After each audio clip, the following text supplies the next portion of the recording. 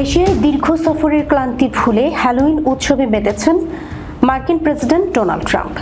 স্থানীয় সময় বৃহস্পতিবার হোয়াইট হাউসে হ্যালোইন উপলক্ষে শিশুদের চকলেট সহ বিভিন্ন উপহার সামগ্রী বিতরণ করেন তিনি। সঙ্গে ছিলেন ফার্স্ট লেডি মেলানিয়া ট্রাম্পও। হাজার হাজার শিশু ও তাদের অভিভাবকরা অংশ নেন ট্রিক অর ট্রিট অনুষ্ঠানে।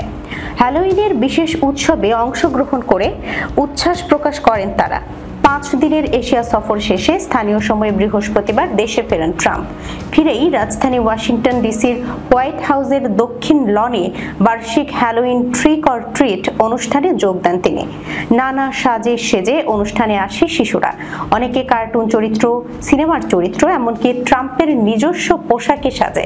বিশেষ করে এই অনুষ্ঠানে ট্রাম্প দম্পতি মিষ্টি বিতরণ করেন।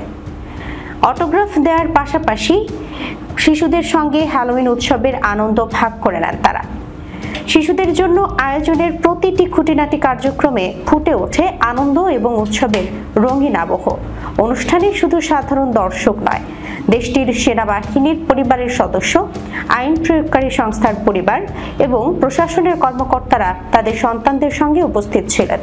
ট্রিক অর ট্রিট অনুষ্ঠানে শিশুদের জন্য নানা ধরনের পুতুল ও খেলনা বিতরণ করা হয়।